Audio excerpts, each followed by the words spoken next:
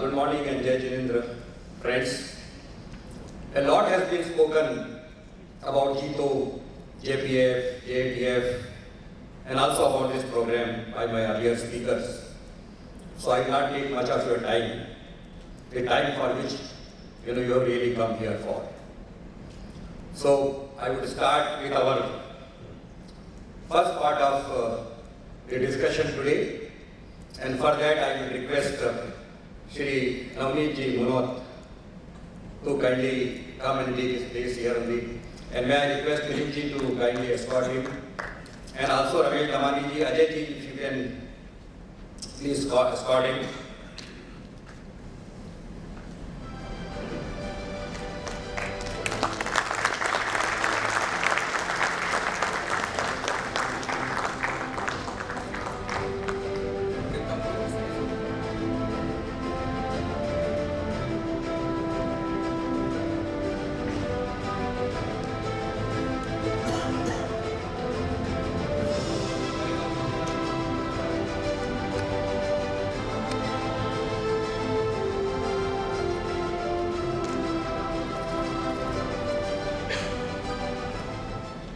I welcome Navneet Ji and Ramesh Ji here to this program. And before I go for their introductions, I would like to acknowledge the presence of my guru, my advisor, philosopher in banking and finance, who is here today on this Sunday morning, Mr. M. Narendra, the former chairman of Indian Overseas Bank for 5 years, and before that the Executive Director of Bank of India. Sir, thank you very much for having, and of course I welcome you all who have come on this Sunday morning. With this, we start the proceedings. So I would like to introduce first to you all Shri Navneet Munot. Navneet Ji is a MD and CEO since February 2021 of HDFC Asset Management Company Limited, a joint venture of HDFC Limited and Standard Life Investments of UK. Having a rich experience of 27 years in the financial markets, Mr. Munot was the Executive Director and Chief Investment Officer of SBI Funds Management Private Limited. Where he was there in our September 2019 conclave, where we have almost about more than 50% of the entire mutual fund industry on the stage here. Prior to joining the SBI Mutual Fund, Navneet Ji was the key member of the Executive Committee and was responsible for overseeing investments worth over $150 billion across various asset classes in the mutual funds and segregated accounts. He was the director on the board of SBI Pension Fund Private Limited, and prior to that long stint with SBI Mutual Fund, he was the Executive Director and the Head Multi-Strategy Boutique with Morgan Stanley Investment Management, and the Chief Investment Officer, Fixed Income and Hybrid Funds, Birla Sun Life Mutual Fund. Navneet Ji is the Chairman of Indian Association of Investment Professionals, CFA Society India. He is a qualified chartered accountant, just like me, and there are about 70 chartered accountants here, and also holds a Master's Accountancy in Business Statistics. He is a charter holder of the CFA Institute and CAIA Institute, and has also done financial risk management courses. With this, we welcome you, sir, here this morning. I have great pleasure in introducing to you the ace investor, the wizard of financial markets in India, especially the capital market, Shri Ramesh Damani, who actually doesn't need any introduction. Everybody knows him. Mr. Damani is a member of the Bombay Stock Exchange since 1989. And remains the Managing Director of Ramesh S. Damani Finance Private Limited. He is currently the Chairman of the most sought after company of Stock Exchange. Any guess? Yes, you are right. Avenue Supermarts Limited, popularly known as D-Mart. Ramesh also serves on the boards of VIP Industries Limited and Aptech Limited as an independent director. Ramesh Damani has hosted a number of shows on CNBC TV 18. Amongst them are Wizards of the Dalal Street, Oriental and Occidental, and RB360. He is frequent commentator on the financial issues on the various business channels and has even interviewed the wizards of the market, Sri Rakesh Jhunjhunwala ji, on many occasions. And of course, I mean, many others, you can see it on YouTube, but you know, some names are such. But anyway, I got the opportunity to meet him just 2 days back at the launch of the book by the former chairman of the SBI, Rajneesh Kumar, the Taj, I think day before yesterday. He was on the wheelchair. A graduate of HR College, Mumbai, he did his MBA from, I'm talking about Ramesh ji now. A graduate of HR College, Mumbai, he did his MBA from California State University, Northridge. Married to Ruchi, the couple has one son. Ramesh ji today will be interviewing our guest speaker, Shri Navneet Munot. In fact, it will be a very interesting interaction. With this, sir, I hand over the floor to you. Thank you. Thank you, Ajmera ji, from behalf of Navneet and myself. Can I interrupt you just time? So we have two parts of this conclave today. One is the interaction here, which you see, and the second one after that, it will be around I think 40-45 minutes with your question answers, which most of the questions will be covered by him in the discussion only. And then we have, after the tea break, we have the our panel discussion here, which I will be moderating. We have the panelists there, Tushar Pradhan ji is there. We welcome you, sir. CIO HSBC Mutual Fund. We have Shri Anup Bhaskar, Head Equity IDFC Mutual Fund. Anup ji will join us in some time. We have Shri Sunil Singhania, he is there with us, the abacus man. And Shri Satyen Shah, I think he will be, since his panel is still there, he will be joining us. He is the head of the Mutual Fund Edelweiss. And Shri Pratish Tandoi, Head Investment Banking, ICICI Securities. So we welcome you all, and please, sorry for interruption. Thank you again for this very warm words on behalf of Navneet and myself. You know, there used to be a motivational speaker called Norman Vincent Peale, and he once said, all riches have their origin in the mind. Wealth, therefore, is in ideas, not in money. Today, thanks to Jito, we are fortunate to be able to pick the minds of one of India's outstanding money managers, and one whose company is synonymous with wealth creation. I think there's no dispute that HDFC stands for wealth creation in India. Our guest, the MD and CEO of CMC, Navneet Munot. Navneet, welcome to our show. Thank you so much. I should be interviewing you for the wisdom that you have, and also creating, it's the most outstanding wealth creation story in India that you have been part of. He's been too generous to me, but let me start talking about riches. I know you've been an admirer of Warren Buffett as I have been, and he once said that, Warren Buffett said that, I knew I was going to be rich. I don't think I ever doubted it for a minute. What has been your relationship with money, Munot?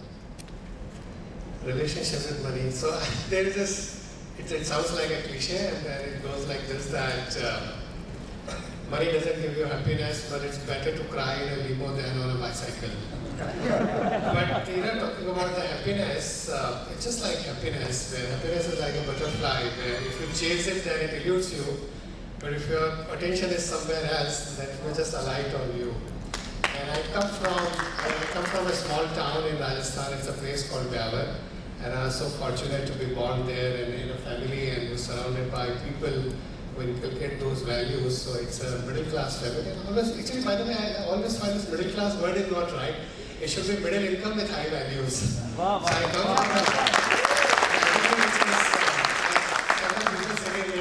from a middle income, high values, and one of those values, like my grandfather used to say, Sai itna kijiye, jame kutum samay, na main bhuka rahu, na sadhu bhuka jaye. So I think it should be so much that I think it takes care of you. It gives you a certain sense of freedom, maybe and independence. But the bigger thing is a great ability to impact other lives, is a great ability to do good to the world. And I think, so that's what the relationship is. I mean, the other, Sunil is here and Tushar is here. Tushar was part of HDFC Mutual Fund earlier.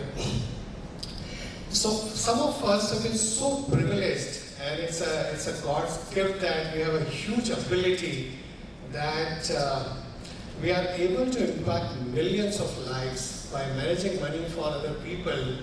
We are able to impact millions of lives. So millions of our investors, thousands of our partners, distributors, advisors, And now that I'm part of a listed company, and that too such an honor and privilege to be part of an HDFC group, lakhs of shareholders, then you get an ability to make money for other people, and that's a real joy. There is no joy that can really match.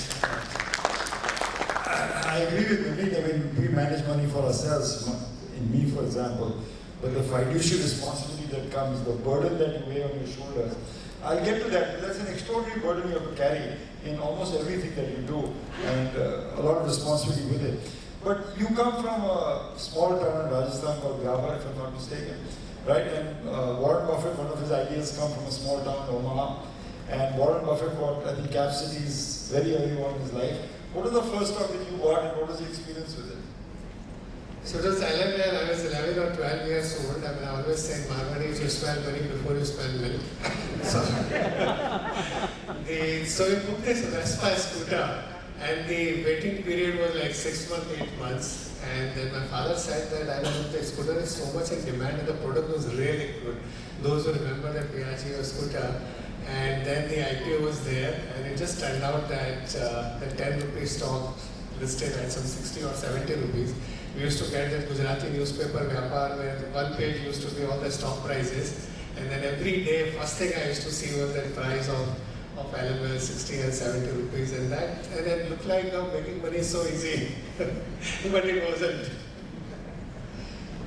You bought that first stock at 11, and then what was your further experience? You keep investing in the IPO market, you get into the secondary market. What did you do in college? So it's more of an intellectual interest, and I remember the bull market of 84, 85. It was one of the biggest memories in the mind, that I remember 31st October 84, Indira Gandhi was shot at, and looked like next few days, I mean, it was like end of the country. And I remember, you would know better, I think the BSE thought that market should be closed for some time because who's going to buy?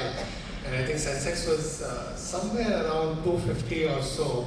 And then out of nowhere came Rajiv Gandhi and the 400 plus seats. And within a year and a half, the Sensex was 500-600. And you saw like absolutely no hope. And you saw like a very good bull market. I mean, the first bull market I remember was 85. Those days it was more of textile companies, and then you get all the new automobile companies that got listed, Kinetic Honda and your Hero Honda and Kinetic Engineering and some of them. And of course, there were like so many other companies that came for listing in 80s. But also you saw that, and of course, I didn't do well as an investor for a very, very long time. But I saw there so many challenges. Let's say we had, now people have forgotten about the Punjab problem, the Assam problem that we had, parts of Northeast. There's so many challenges, all that Mandal Commission, the election of 89, and then, the 90, or another second Prime Minister got shot dead, ex-Prime Minister Rajiv Gandhi got shot dead. And BOP, the balance of payment problem of 91, and it was like India is pledging its gold, our forex reserves were just $1 billion, we had no money to buy even the crude oil. And then I saw the second bull market, which was like, I don't think our generation has seen anything close to 92 yet. There is no bull market that we have seen which goes anywhere close to 92 what we have seen. We are yet to see another bull market like that. It was absolutely crazy. So from like all of these challenges, and then again you see 92 and Sensex goes up from, I remember, bottom of 950 to like 4,200 or so by February, March, April 92, April 92. And then of course, I mean, it kind of repeats every few years, so history doesn't repeat, but it rhymes. Every time you have that crisis and then solution, and then you have like another big bull market. So one thing that you keep talking about in all of your interactions that, you need to have that faith, and if you don't have the ability to do this, just kind of buy Sensex, because ultimately it will keep going up. So from 179, we are at 60,000, so multiplied your money 600 times. And it's an interesting point you made about Mrs. Gandhi. Let me tell you a story, which you may have heard, but it's good for the audience. At that time, there used to be one of the great value investors of India, Chandrakant Sampath. And on the day of Mrs. Gandhi was shot, Durgesh Bhai was also, I think, presented here. He's a very good equity analyst. When he was much younger, bumped into him in the Bombay Stock Exchange that day, and he was very concerned, as you were perhaps, say, what do you do? And he said, you go and buy a share called Myco at that day. He said, what are you talking about? Mrs. Gandhi has died and you're talking about share investing. He said, it's very sad that she's died and she can't come back. But the price of Nyko will also not come back. You better buy it when it's cheap. So that's the true value investor for you. And that crisis that always creates the bull market. To extend the point, in April 20, when it looked really bleak, a new bull market began perhaps in India. So talking of bull markets, I've always said bull markets are a wonder of nature. You know, they're like nature's eclipse. Historically, which bull market has impressed you, globally or India? Has it been 92? Has it been some other bull market? And how do you assess current market conditions? So, I believe in wisdom of the crowd. I think crowd has wisdom. And as you and all the Vijayans have taught us that, you know, Patya Bhagwan hai, because there is a lot of wisdom in that price. The price contains a lot of wisdom of the crowd. But we are human beings and we have prefrontal cortex. So I think the wisdom of the crowd becomes mob. I mean, the many of the mob at some point in time, because we have a herd behavior. And that herd behavior leads to excesses on both sides. Excesses on one side, like we talked about March 2020, or excesses on the other side that we have seen in history so many times. I talked about the 92. I don't think we have seen a bull market yet anywhere close to 92. So you're talking about the crypto and NFT and all that. Think about it. And then of course, people are talking about the valuation of the IPOs. Now SBI Magnum Multiplier Plus was a mutual fund. There is an NAV which is available. The NAV was 13 rupees. It used to trade at 150 rupees. On a story that this has got, a lot of PSUs have got divested and this fund has bought a lot of PSUs. So, and these companies, the SAIL and Wave and whatever, those companies will become so valuable. And you were trading like a 12x of a mutual fund of NAV. And I can go on and on and on. 92 was like absolutely crazy. The story of that Karnataka ball bearing, apparently asked about how Karnataka doing and the stock went up 100x. I think the ACC, the stock price didn't come back for next 10 or 15 years. I mean, even some of the blue chip stocks took very long time to come back. There are so many globally, if you look at like Japan.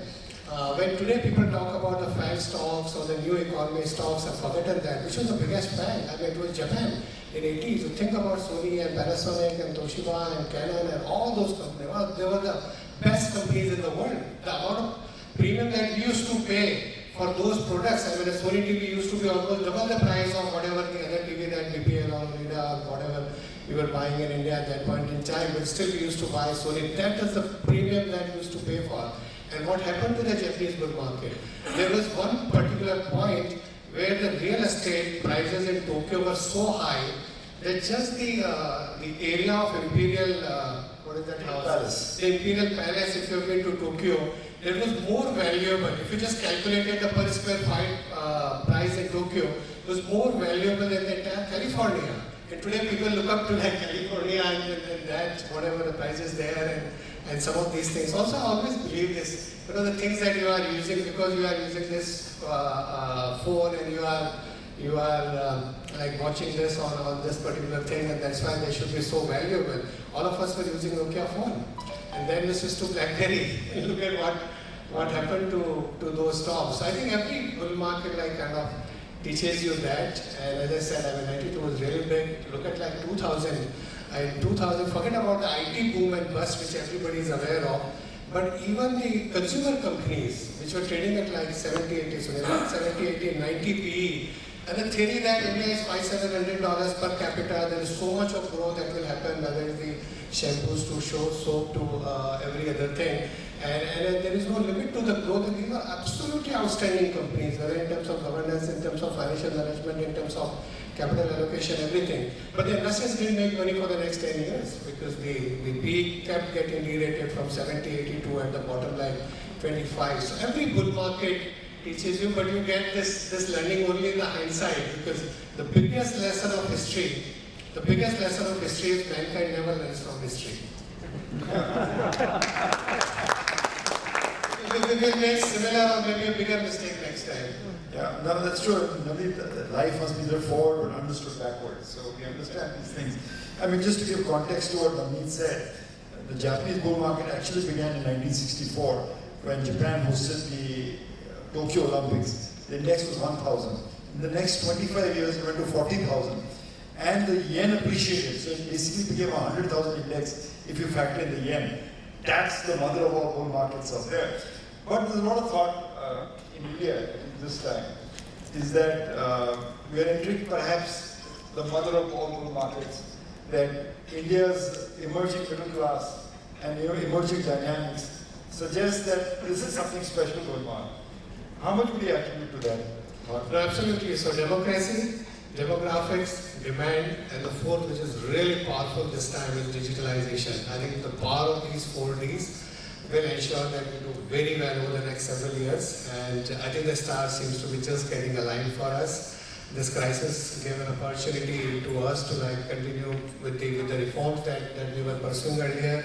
So I think the reforms, the job that RBI has done is absolutely outstanding. Will benefit from the global reflation, and this time the global reflation is very different. I'm very positive on global growth for the next several years. There will be ups and downs, there will be pent-up demand, there will be a lot of checks that were given to people, they will stop at some point in time, there will be some impact, a lot of supply side disruptions in the near term.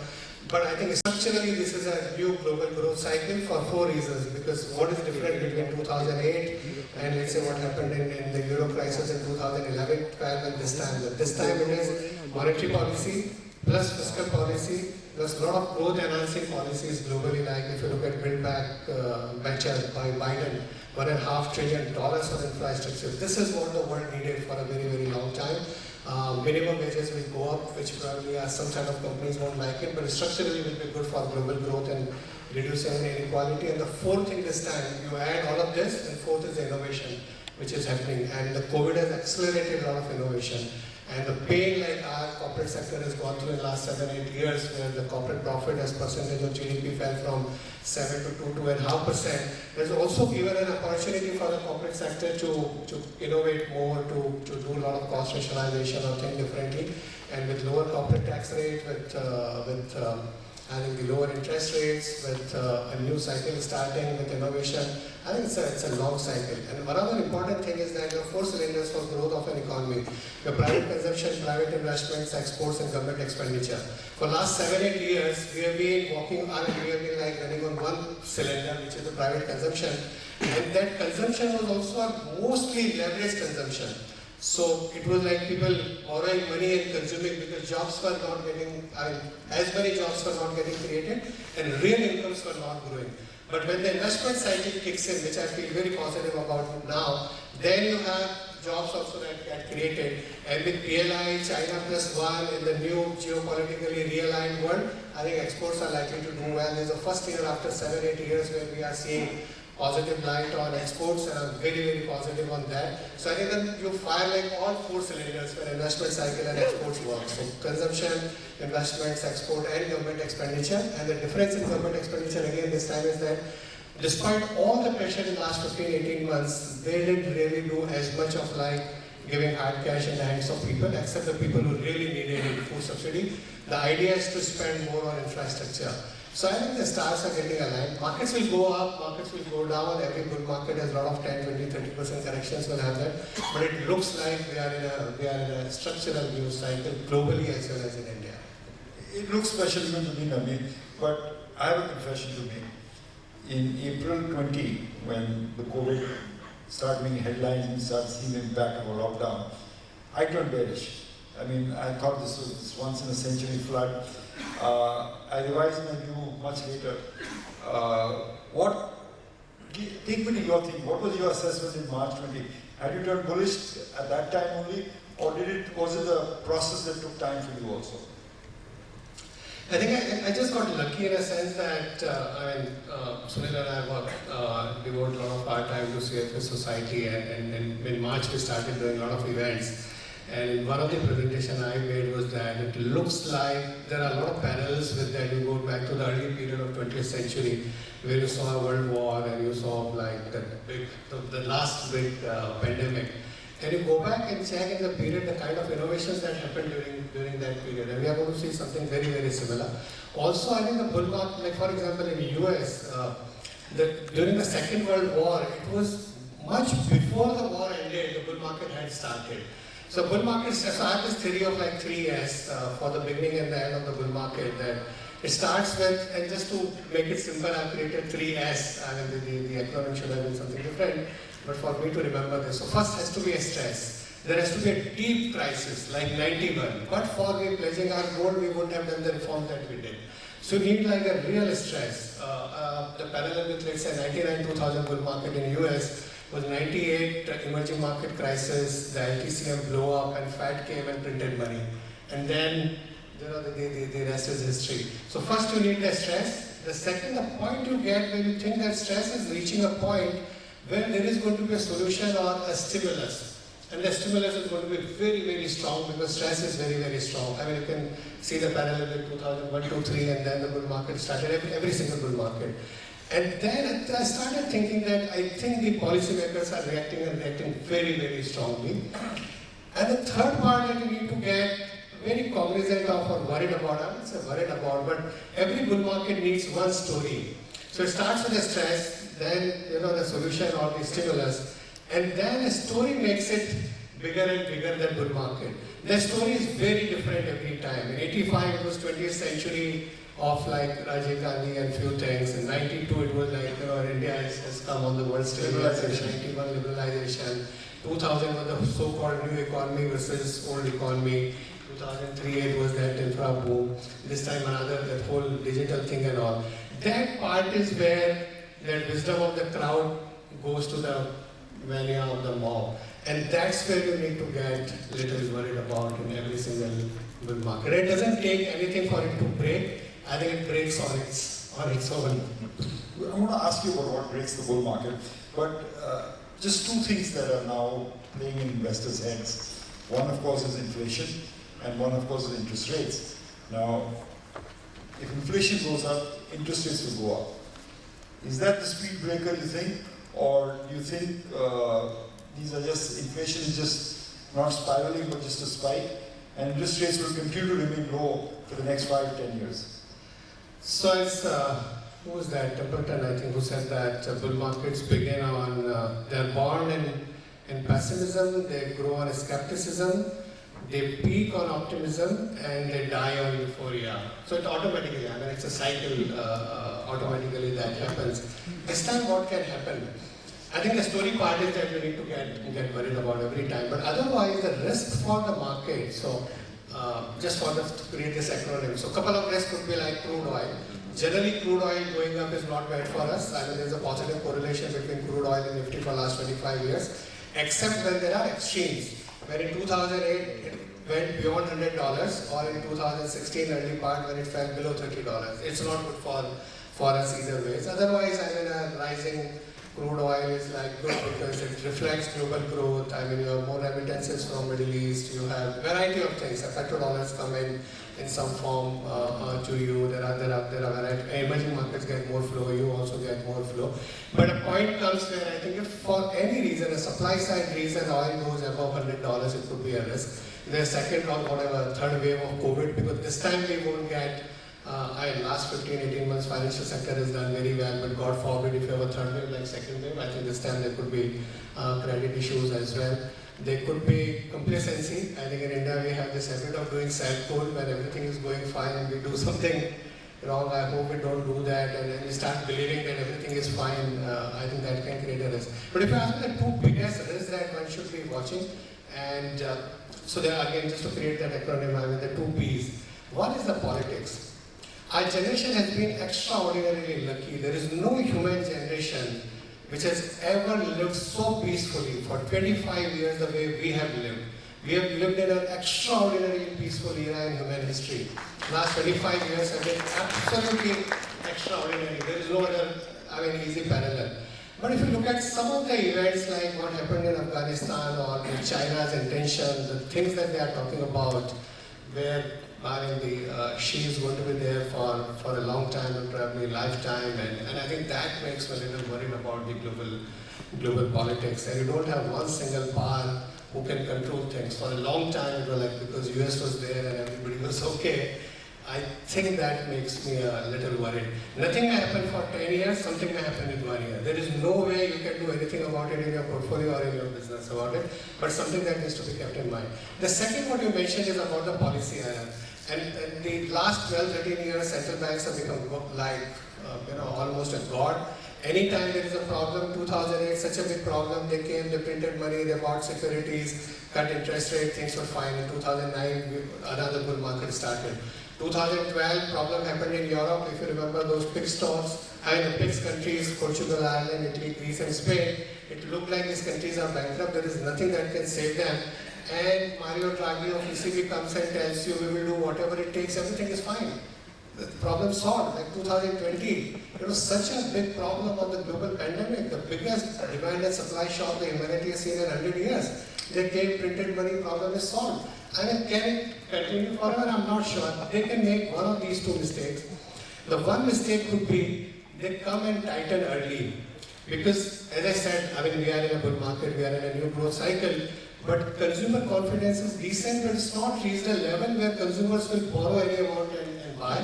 Business confidence is decent, it hasn't reached a level where we'll start seeing everybody announcing big capex. That's few some time away. So they come and take the punch bowl away, and this confidence doesn't really reach where it should reach. Or they are a little late, where inflation keeps going up and it becomes a wage price spiral, and then they come and have to raise like 100 basis points and not 25 basis points. It's a very, very tough task, and I just hope they get lucky. And but that is something that one needs to keep in mind, which if there is any mistake they make, and this is really, really a tightrope walking. Navneet, like you, I've followed Indian equities for the last 30 years. And in my view, there's always a divide in India. You know, we used to always say that we want an equal society. Almost every government would come and say a socialist society. Everyone's concerned about dividing the pie. I think by cutting the corporate tax rate, doing the privatization, doing the labor reforms, the government is finally saying that we are interested in growing the pie, distributing it, yes, but also growing the pie. And that has huge implications for investment, because now we are back on this growth track. We applaud wealth creation. We have more good tax rates. Do you think that's the huge difference, and that is the underpinning of the world market? I think so, and this time I think the significant difference in the political or whatever the policy narrative that wealth creation is important, or entrepreneurship is important, or the investments is important, is I think will keep us in good stead. But another interesting thing that as a country we have done, which is less appreciated, is that one of the biggest challenges for the world is going to be rising inequality. The inequality in the world is rising, and in the last 10-12 years the global growth has been low, jobs are not getting created, incomes are not rising, but on the other side rich are becoming richer because asset prices are going up because the sheer amount of liquidity. The inequality has risen to a disproportionate level in the last 15-18 months because stock prices are going up, whatever, I mean, all asset prices are going up, but people's incomes haven't really grown, which is not good for the society, which is never good for business community also. But I think one interesting thing that India has done is, on one side, and I know we all might be criticizing about it, but if you see there is a grand design behind it, that our peak income tax has gone to like 43% or so. We may like it or not like it. Your capital gain tax, your whatever, even for let's say salaried employee, if your PF above a certain amount, and government will keep finding ways to tax rich more, whether your dividend tax and all. I think maybe some bit of nationalization will happen, but I think this is a structural trend, it's not going to change. The other side, what we are doing is very interesting, and that's the best thing that we could do for ensuring the growth is very structural and sustainable this time. Is a tremendous focus on social security net. And then I call it like India's universal basic income. What is India's universal basic income? It's a free toilet, free LED bulb, free basic electricity, Sukanya Samriddhi, Ayushman Bharat, your whatever Kisan, whatever. And I think the pension fund, Atal pension, a combination of this. And I think on two sides, by keeping the corporate tax rate 25%, keep promoting more and more investments on one side, create jobs, and then privatization, have trust on your wealth creators, on your entrepreneurs. On the other side, ensure that a large part of the population also gets the fruit of it, or maybe the state has to do it. And now you are doing in a DBT form where there are very few leakages. Earlier people used to criticize these schemes. Now it's very, very difficult in Ujjwala. Nobody gets a cylinder in black. Everybody, the needy gets it. I think this is an amazing thing this country is doing, which is very good for entrepreneurs, because you won't get a policy regime where a lot of your players will get completely destroyed because I think there's too much of inequality in a democratic system is not good. So this makes me a lot more positive about the structural growth this time in India.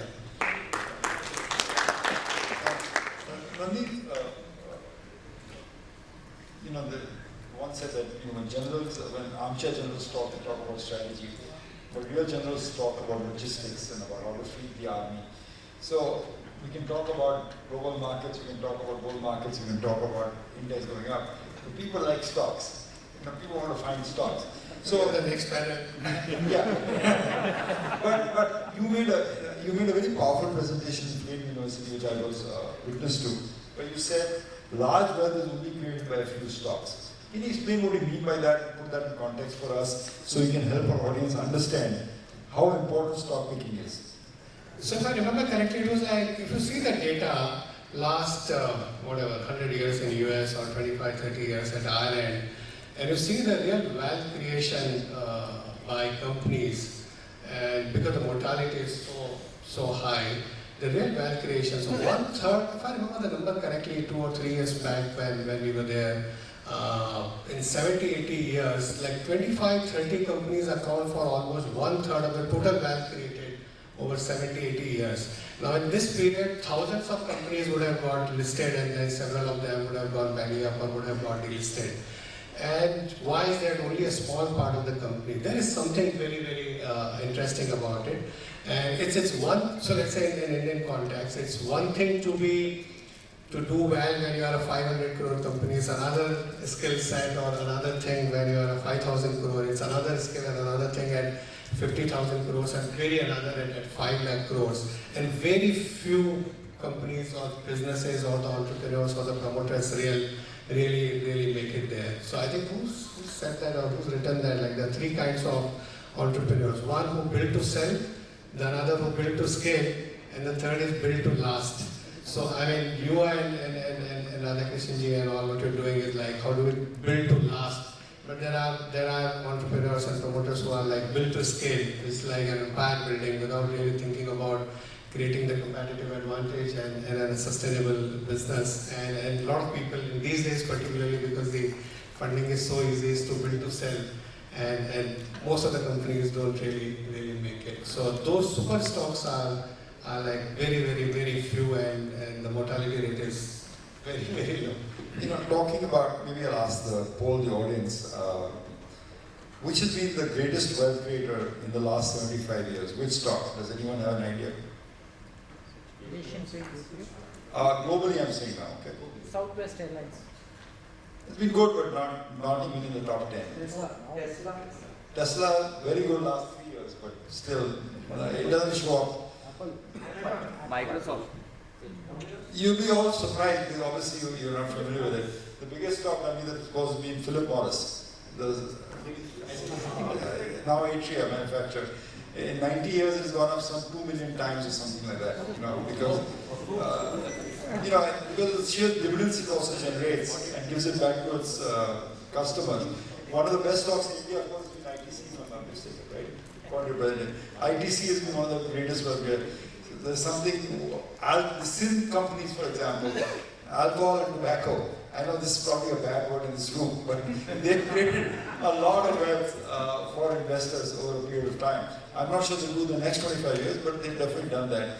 In fact, as Nandit said, I think 4% of all the listed stocks in America, from time memorial, have created 90% of the wealth, right? So it's very important to find those right stocks, those super stocks, those great businesses that can compound over a period of time. How important is compounding in all this stuff? So it's easier said than done because as you said, you can only look backward, but thinking ahead. So let's say Amazon has been a super stock. Amazon is more than $2 trillion. But let's say if you bought Amazon in IPO, it fell 94% between end of 99 and 2001. 94%. So if you have invested like $1 million, you lost 94% of your money in the next 2 years. And there have been several corrections of anywhere between, let's say, 10 to 50%. I think there was a period where Amazon fell by half, Amazon fell by like 1/3 or 1/4. But sustaining it is very tough and easier said than done. And things keep changing, and as I said that, वो बाद में पता चलता है honestly, वो पहले multivariate किसी को पता नहीं होता है, वो तो बाद में जब बन जाते हैं तब हम सब लोग जाके बोल लेते हैं उसके बारे में. Everyone is intelligent in the whole market of the same. Actually, even the entrepreneurs don't know it. Honestly, if you ask me, did you know that you will be like 3 trillion rupees market cap 10, 12, 15 years back when you were discussing No way. about it? No way. Even from a business perspective, I tell you an interesting thing, and maybe some of the people are here. There was this organization, INACT, Indian Association of Corporate Treasurers, where like who's who of like all the best CFOs in India. We were in Lonavala in 2003, post-budget, I remember. And I won't take names, but there was not a single person who could see that we are going to have a mother of all big growth cycle in a bull market. Everybody was worried, our inventories are piling up, receivables are growing, there's a problem, I mean, the funding is a challenge and all of that. And that was exactly the point where everybody should be announcing a large investment because everybody ran out of capacity in the next 2 years. But the capacity got announced in 2008. I did really what I found. I made the presentation to your society about the greatest investors in India. And the one thing I found at the end of my study, and this anecdotal study, but that all the great investors had is that they were bullish in India. They started bullish in India, they remained bullish in India. And I think there's a fundamental reason in order to find those super stocks and hold through those periods of going down, pessimism, cynicism, is to remain bullish in this country, to pick itself up. And the demographics itself present a unique opportunity to India, and they will, do well. But Navneet, I mean, you're a stock picker, you're a stock manager. Is there any way you found a shorthand to distinguish or to find the difference between a super stock and what is the Dalal Street Darling? So the last Street Darlings are like, I remember I'm in 92, and of course, I mean, it's a great group and great company, and I've worked for that group for so long. हमारे मारवाड़ी में word होता है सोने की लंगड़ी. So 92 I remember, or in like 80s and early 90s, people used to say Century Textiles, सोने की लंगड़ी, because people who are in like have any connection with textile business have no idea what Param Sukh Dhoti was or what a 7th Fleet was. I mean, you had to pay in advance for 6 months to get that stock, and you'll be lucky if you get what you order for. And I can give you like variety of those examples over the year. So it's very, very tough, I guess. As I said, we only become wiser with the benefit of experience. But the one thing, like as you use that line several times, I've heard from you that once you get that, then what do you say? Back up the truck. Back up your truck. Once you get that, and you get that, okay, this is the entrepreneur, or this is a business which is thinking long term, which is thinking to last beyond generation. And I think I need to bet that. I keep thinking, in fact, in that same presentation, I spent a lot of time on this. So Buffett has this favorite line called, buy a good business, even if it is run by an idiot, because one day an idiot would be running it. I think in India it doesn't work. And I think in India, sorry? You're not saying that about No, so in India, I think the management is the moat. And I always say this, management is the moat, because in business there is opportunity everywhere. At $2,000 per capita, we have a long way to go, 1.34 billion people. Opportunity is every single business. And people like you have shown in several businesses, and I can go on and on and on, which is like, look at retail, paisa bani nahi sakta hai. But there was another model that you guys showed. Airlines paisa bani nahi sakta, because you saw like bankruptcies after bankruptcies over the years across the world. But one guy did differently. Or I come from Gala, and I saw like Shree Cement. They Mangoji put some 3.5 crores, एक रुपया capital कभी raise नहीं करा, 1 lakh crore हो गया. उस time पे the best, go and check which was the best cement company. It's a pure commodity. There is no differentiation between one cement and another cement. One went out to, has gone to become a 1 lakh crore company. Several others fight for whatever BIFR in those days and in trouble those days. So I think, and I can go on, like GTB versus HDFC Bank, management is the moat.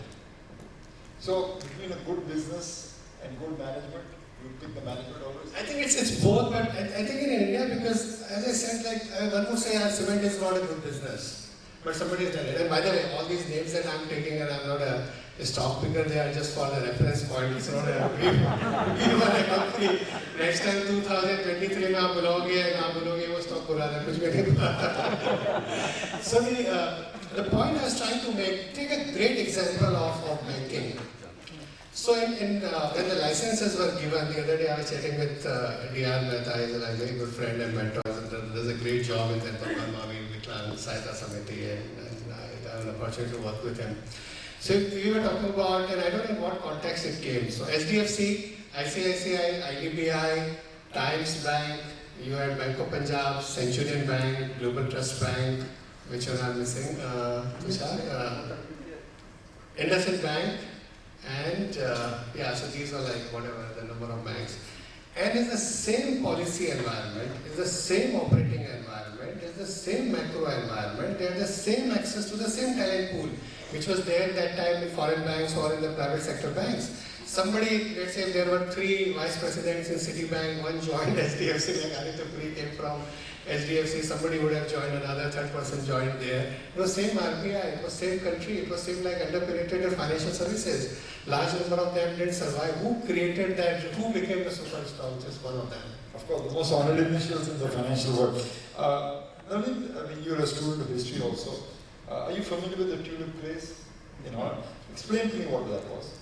So again, I mean, the tulips in Holland and bulb of tulip went to like a price. It's absolutely crazy. It's much more than, let's say, the price of a building. And I think, if I remember correctly, Newton is the one who lost the most. No, not Newton. Not. Oh, he was the other stock market bubble. And there were a lot of intelligent people who were paying any kind of price for a tulip bulb, and it was a complete mania. But I think you don't have to go to the Holland. I think in our own lifetime we have seen. So people talk about the super stocks today. Think about it. Microsoft took 16 years to reach the same price. And we were all using Excel and PowerPoint. We were all using Windows operating system. They were doing well. Of course, I think they may not have made some of the right decisions according to time. But I think as a company they were doing reasonably okay. But it took 16 years for that price to come back. The largest market cap in the world in 2000 was Cisco. I don't think it has reached that price even now. Or even the Tokyo stock market, for the example. Tokyo stock market. And forget about like India. I said ACC took like 10-15 years to reach the same price. All the consumer companies or all the IT companies, and I'm not talking of, let's say, the ones which were not good and went belly up, but the good ones also took like 10-15 years to reach that same price. So a story will be like almost same every time. All bull markets end badly, I always say that. But my reason for asking about the tulips in Holland, that people were exchanging one black tulip for a house. So for a house, that's what I said. The price of a tulip bulb was more than a house. So, you know, when you read about them, think, were the people mad at that time? Were they smoking something? Why is it that they did it? And you sometimes just said that in the new economy stocks, we're simply pricing them without any rationale. So you cannot generalize that, right? So in 2000, of course, one can say, I mean, the IT was a bubble, and of course it busted very badly globally as well as in India.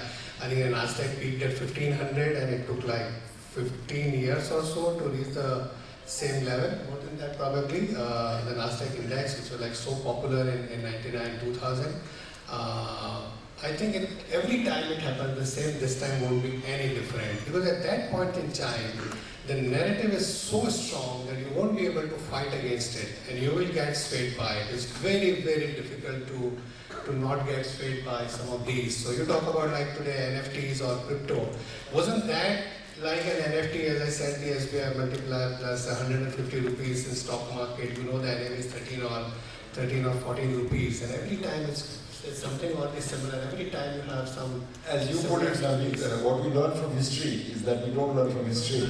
Learn from history. Fair enough. But talking about learning, my final question that I want to. One more very interesting. I remember I called Vallabhji, and he was Inayam was the merchant banker of Morgan Stanley. In those days, NFO word nahi tha. IPO bolte the, and IPO forms used to be same of mutual fund. And I asked him to, because the advertisement mein likha tha full and firm allotment.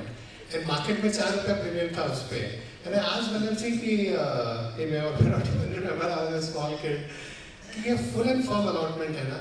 So he said yeah, full and firm allotment. Newspaper head में लिखा full and firm allotment. तो बोला हाँ full and firm allotment. तो बोला 100 रुपये अगर 25,000 रुपये लगाऊँ तो 25,000 रुपये का allotment आएगा. ऐसा तो नहीं कम आ जाएगा. तो बोले that's what full and firm allotment means. And I was thinking, 4 रुपए premium क्यों है उसमें? And it was selling at 14 rupees. You could apply any amount and you could sell at 4 rupee premium in the market. So, I mean, it doesn't change.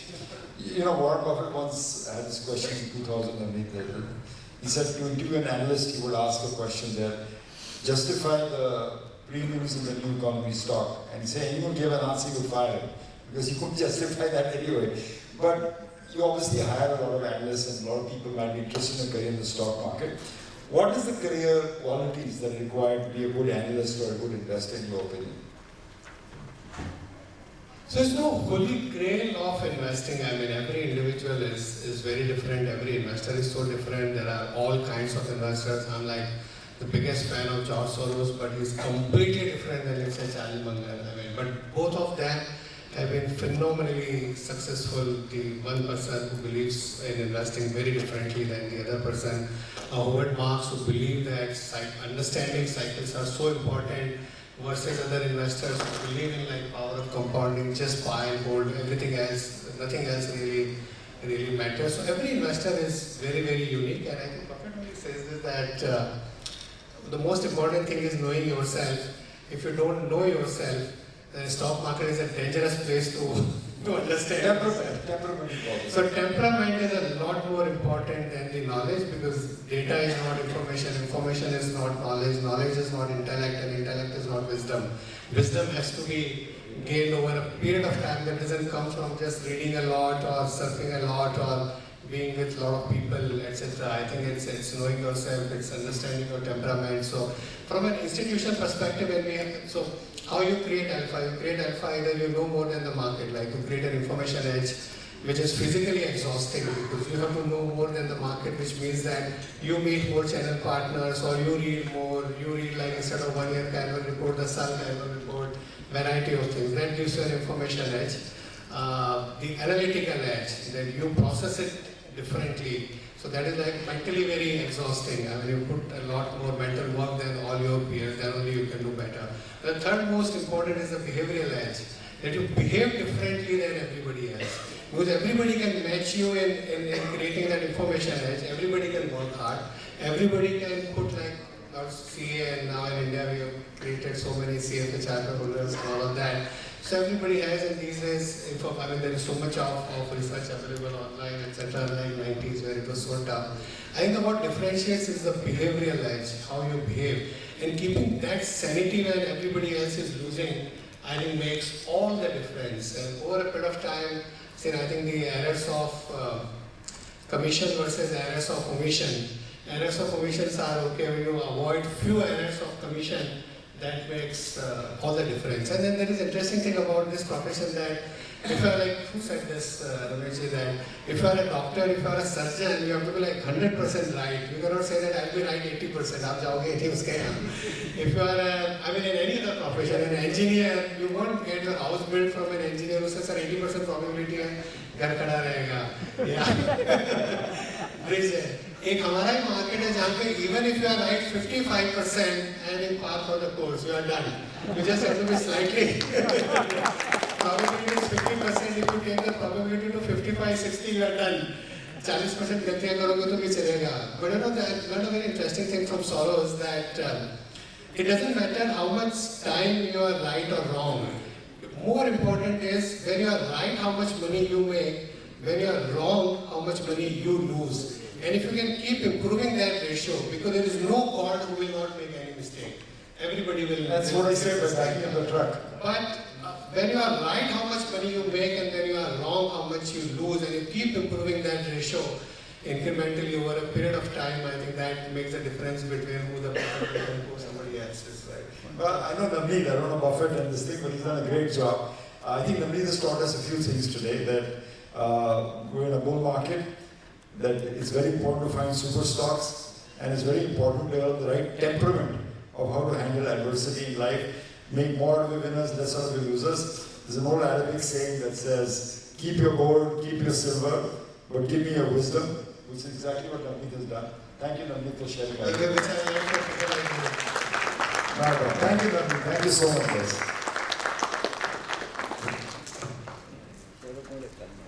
Thank you.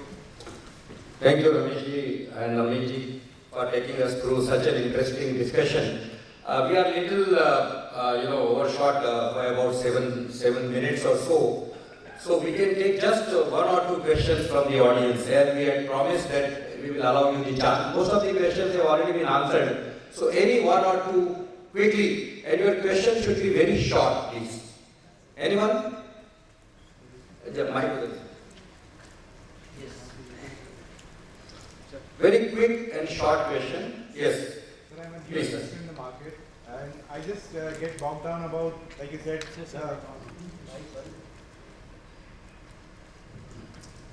seeing companies in the same group of Tata or Architect or Birla Group having the same set of growth numbers, past 10 years, 15 years, 3 years, same set of financial robustness, but just being in different sectors, they get altogether different kind of P multiples. So what is your view on that?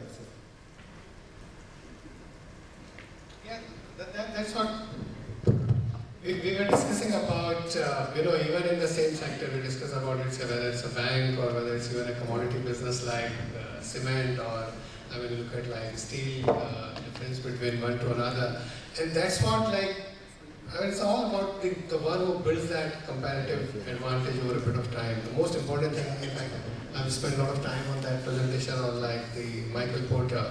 People read a lot of other stuff, but for building business and for investing as well, the most important thing is understanding that comparative advantage, which is very, very difficult to build because whether the comparative intensity or the newer product or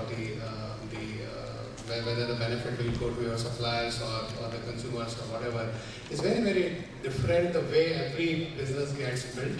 And over a period of time, the market gives that valuation to the one who they believe more than the others. Did I answer that rightly? Thank you. Yeah. Yes. Hello, sir. Excuse me. Yes, Sir.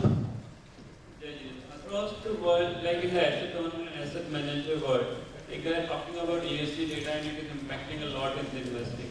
So do we see the same trend coming through here as well? So it's happening in some manner, but so ESG so far has been because there is so much of money chasing ESG, the easiest thing is to exclude few sectors. So excluding thermal coal, excluding tobacco, excluding few of the sectors. But that's not the real ESG. Real ESG is engaging constructively with your industry companies. I think that is a very, very big trend and that will keep happening. The world has changed and I think the businesses that don't realize it, they will pay a price versus the businesses who understand it will do extremely well. That we are in a world where you have to focus on triple bottom line and not on a single bottom line. We have come a long way from a world where Milton Friedman said that the only responsibility of business is to create value for the shareholders or for a management to create value for shareholders. I think the world has changed quite a bit. You have to focus on triple bottom line, which is people, planet and profit. If your business is not good for society, if it is not good for planet, it won't make profits sustainably. You can do well in the short run, but you won't do well in the long run. The world is changing fast and it's changing really, really fast. So it's a sustainable trend, but not in the manner that's been happening because it's like in 2000 you just need to change the name of your company to technology and the stock goes up. Or in 2008 you just change the name of the company to realty or infra and the stock goes up. Today you just project yourself as ESG as a fund manager and then you get money because there is so much of money chasing. In India, can you live without thermal coal in the near-term future? Everybody who goes to Glasgow and talk about thermal, they are the ones who got in a jet plane and have burnt more oil than anybody else. So there has to be a just transition. You have to engage with those companies. You know that there is an end date, but then you engage more proactively, which is more important. So as a theme, it's very important. I think if you are investing, keep in mind how, before you think about the bottom line, think how good this business is for the planet, how good this business is for society. If it is not good for society, you won't have the license to operate for a long time. The ANC companies are investing. No, please. Hello. Because we are short of time. Can you- Last question. That's all. Sir, as you have experience of last 40 years in this thing, can you please highlight on this new trend of cryptocurrencies coming in, multiple cryptocurrency companies? Compare these both. So we were all surprised to see the numbers, I think, which came in the advertisement on the front page. percentage of it, the number of people. I keep thinking that if the cryptocurrencies keep growing the way they have been, what will happen? Think about 5-10 years later. What is the power that a sovereign state has? Why there is a sovereign state? Because it can print currency. If you have taken that power away, then there is no concept of a sovereign state. Then you don't know where the power resides, because currency is then global and no state is controlling it. The state loses its complete power. The politics of the world or the society won't allow that beyond the point. This is my view. And maybe the answer will be a digital currency by every country. China is like far ahead, but every other country is working on it. And I think that that's the future and not the way it is happening. I may be completely wrong, because there are so many intelligent people, real sharp minds who are so bullish on it, but I'm not very sure, because the more I think, the more I come to this conclusion that a sovereign state won't allow a currency which people are using as a medium of exchange and store of value where they have no control. I mean, it's a very unthinkable scenario. Having said that, the more important is to understand the underlying technology. The underlying technology is blockchain, which could be as transformational and as powerful as internet. So in the 90s, there was internet boom and bust. The thousands of companies, we remember Amazon or maybe a few of them, but for every Amazon, 100 companies that went bust. But internet as a technology was transforming. It changed the world, it changed businesses, it changed us in a fundamental manner. The blockchain technology is very, very similar what it can do to the world, but I'm not very sure whether currency is the best expression of or the best manifestation of that underlying technology. Thank you very much. Just when to buy, everybody knows, everybody recommended by the all. When to sell, is there any thumb rule or anything? You're far more smarter fund managers than me, who are on the next panel, and I leave it to Arun, Sunil, Tushar, and these people when to sell. Anyway, thank you very much.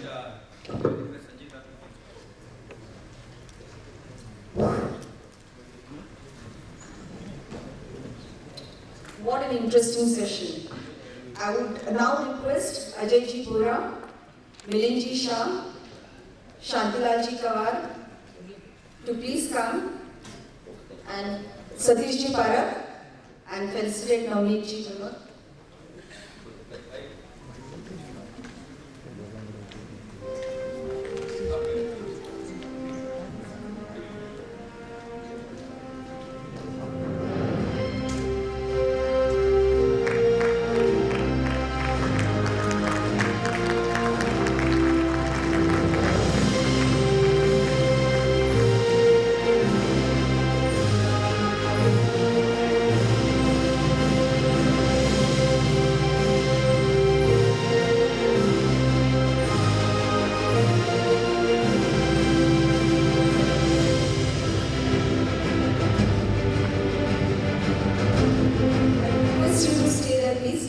Felicitate Ramesh Damani.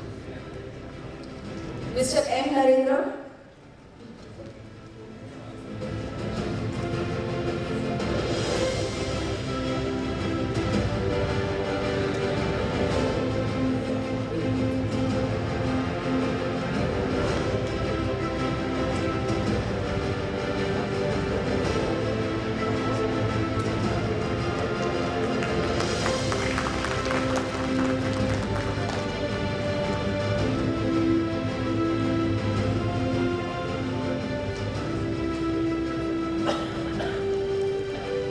We'll break for tea now, but just very short, whatever 5-7 minutes, because we are running, little short of time. So please come back. It will be very interesting panel thereafter. Thank you. Thank you very much, Navneet Ji and Ramesh Ji once again. Thank you.